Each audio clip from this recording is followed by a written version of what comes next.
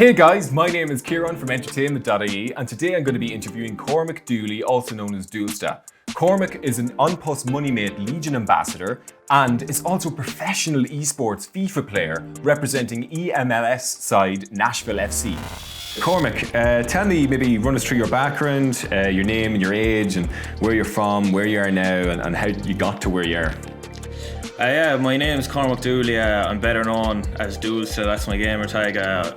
21 years old, and I grew up in Galway, a small village right between Loughrea and Athenry called Craughwell, and I lived there for about 16 years, and then after a transition year my family moved to America just outside Philadelphia, so I've been here about 5 years now, I think this summer, so I've been here a while, and then obviously I got my lucky break in FIFA, just the local MLS side, Philadelphia Union, I think back in 2018 announced they were looking for a gamer because the MLS announced they're doing their first esports tournament, so I was fortunate enough just to go to that open tournament and won, and I was handed a contract at the age of 17 and haven't looked back since. So apart from FIFA, or maybe it is FIFA, what is it that you're most passionate about? I'm very passionate about FIFA, it's my livelihood, but I'd say it wouldn't be the thing I'm most passionate about. I love, sport. I'd say that's my biggest passion. Any sport I'd watch, but particularly probably footy. Football is my biggest passion. I'm a huge United fan. Get up, at the weekends, 8 a.m. here all the time because the 20 difference watch them, and love watching the Ireland team play. And I love playing myself. I'm actually going back now to college to play this year. I wasn't playing last year, but I loved it that much that I want to go back playing now, so I'm actually switching college over here to go play again. So I just love all sports.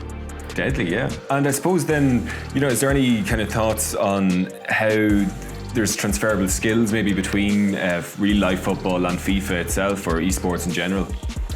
Yeah, definitely. I mean, I've played centre mid now since I moved over here, and I like to play my FIFA game kind of possession based, and playing at centre mid you get on the ball a lot and you just learn about where it's good to pass, and where you can look for passing lanes, and that does transfer. Some elements definitely do transfer over to the FIFA side for sure.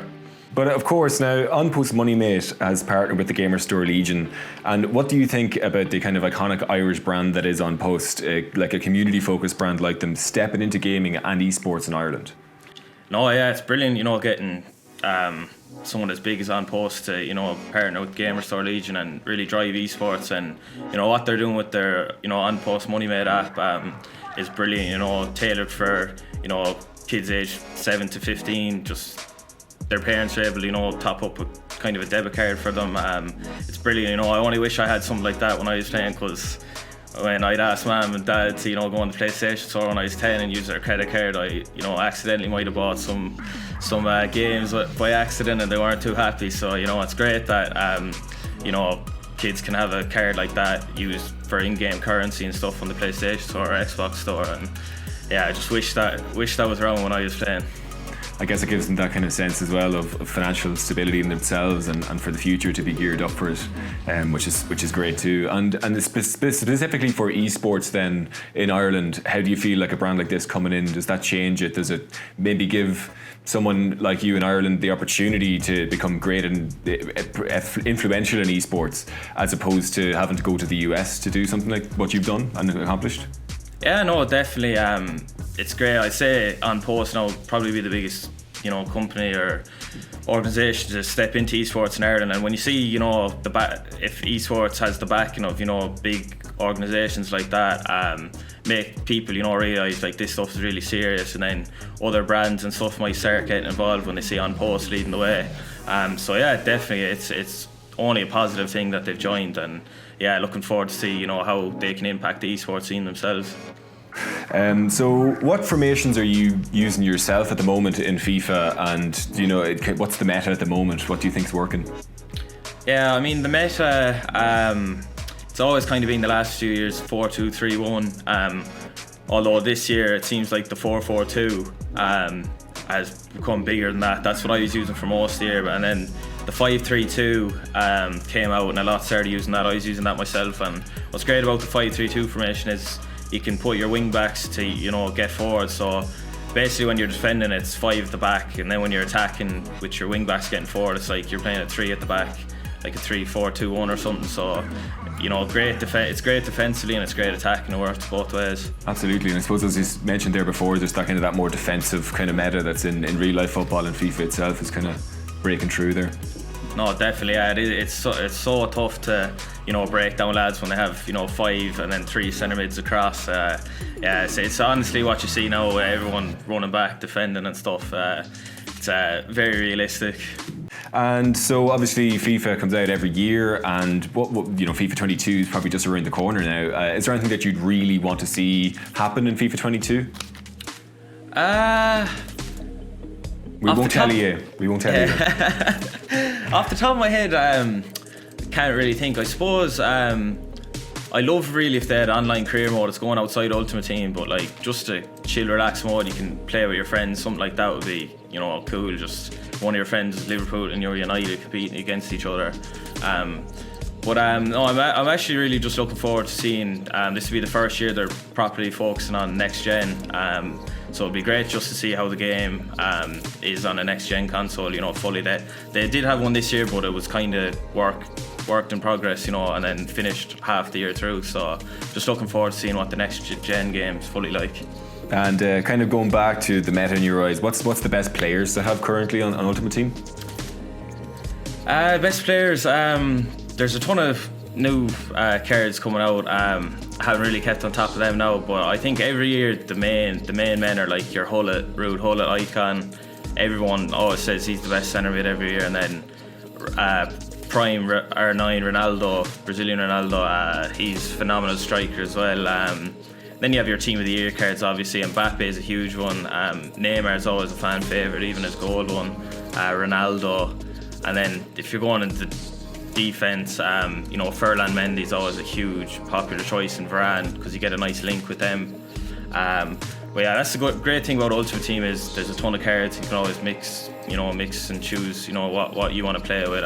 So yeah, there's great diversity at disposal. Awesome. What is your favourite film, favourite TV show, and favourite game of all time? Favourite film, Wolf of Wall Street.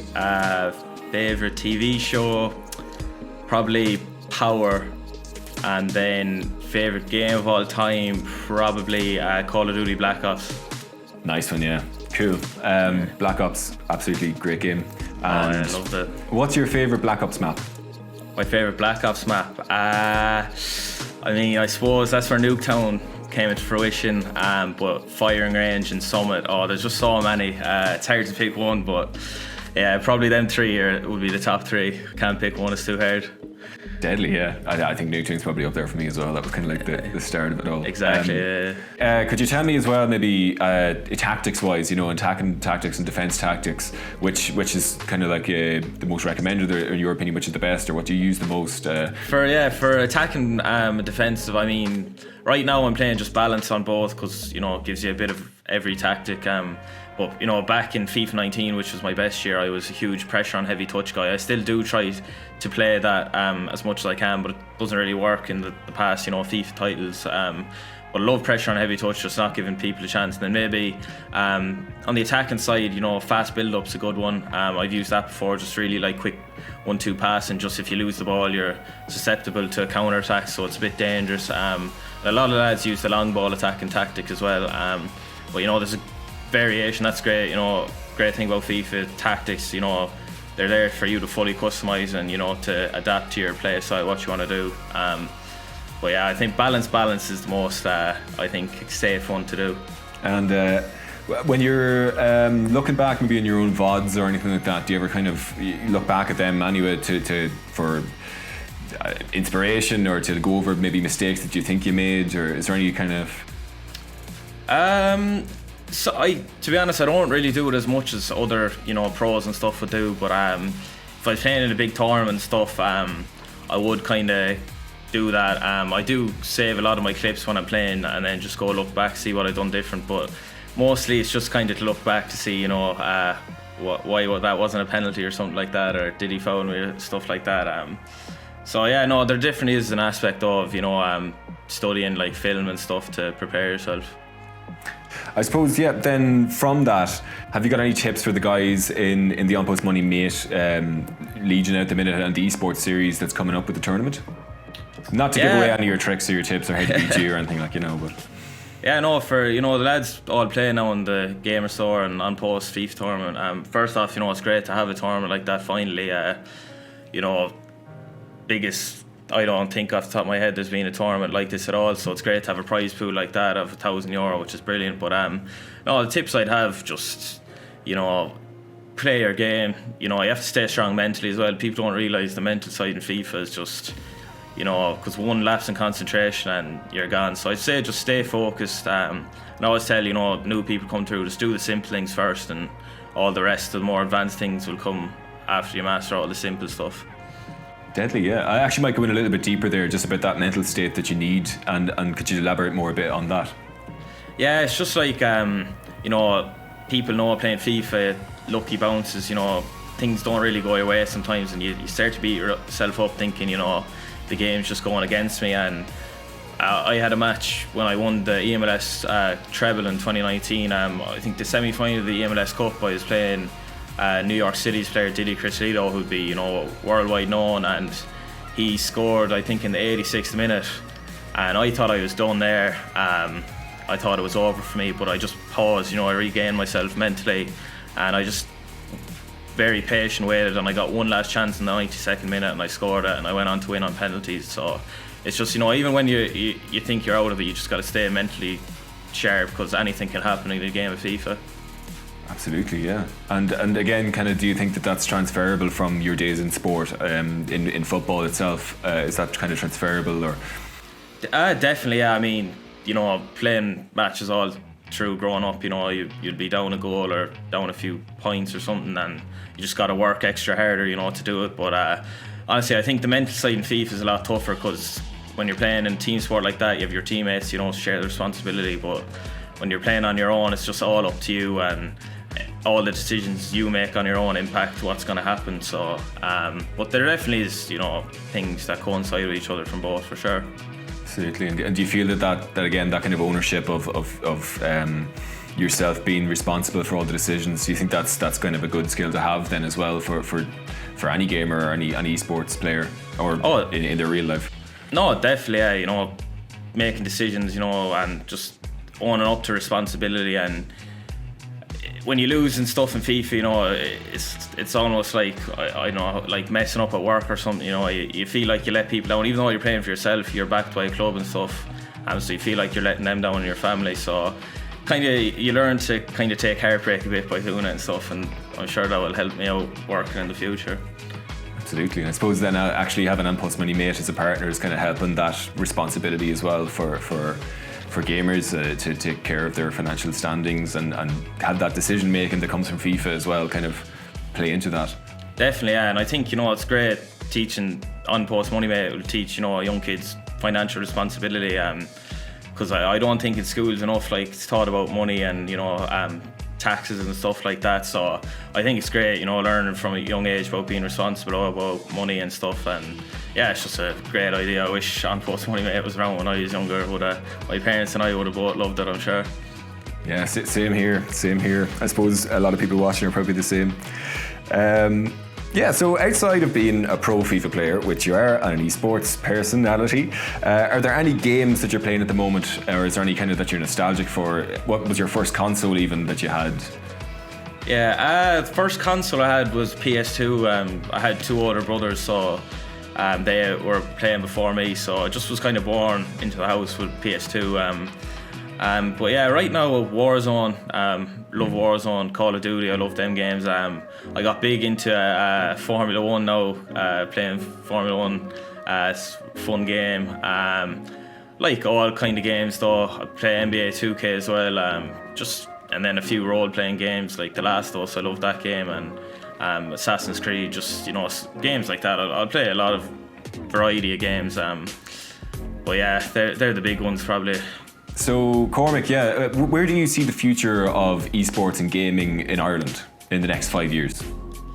Yeah, I think sky's limited. It can only go up. Ireland's kind of relatively new in the esports scene. I think getting involved, but it's great to see the Electricity League, doing the FIFA League. That's a great step. And now you have brands like On Post getting involved. GamerStore.ie Legion just started this year, helped out hugely with esports and streamers, and I'm sure brands always start to join the wave, because they realise kids are this generation love like technology and video games, as our parents' generation wouldn't really understand it as much. So I think brands are going to realise that this is the best way to reach a younger audience through esports.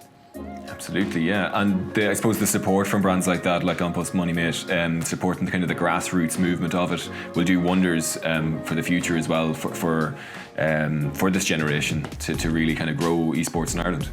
Yeah, definitely. And find people from the grassroots. It's great to see them supporting. Not necessarily the biggest streamers, because it is hard to get off the ground when you're just starting. But when you have brands like On Post and then GamerStore as well, helping small streamers build their profile and build a brand, it's great to see. It really is a community feel and stuff with esports in Ireland, for sure. What's in the future for you, Cormac Dooley, and where do you see yourself in 5 years? I suppose 5 years, hopefully I'll still be playing FIFA. I'll be 26 by then, so there's lads right now playing, in their 30s and stuff, so hope to still be playing FIFA, but I'll also hope to, be graduated college with a degree, have a backup plan, and hope, please God, in 5 years I can say I'm a world champion. That would be the dream. But yeah, I'll take it step by step, and hopefully I'll get there with hard work. Be great to see you as the world champion. You'd be like the Conor McGregor of Ireland in esports. Hopefully. Well, Cormac, thanks a million for joining us in the interview. It's been great to talk to you. I can't wait to see more gaming in Ireland in esports, and I can't wait to see you win. Yeah, hopefully, please God. I'd only love to bring a world title back to Ireland. That'll be a cherry on top for me. It'll be unreal. There'll be parades coming down O'Connell Street to welcome you home. Hopefully, please God. Thanks a million for watching, guys, and thank you, Cormac, for joining us today. I hope you got something out of it at home, and isn't it great to see grassroots esports being supported by a brand like On Post MoneyMate. Of course, you can keep up to date with all of the On Post MoneyMate Legion Series tournament updates on Entertainment.ie, where Cormac's going to swoop in at the last 16 and absolutely destroy the competition. Keep tuned to Entertainment.ie /gaming for updates, and I'll chat to you soon. Bye now.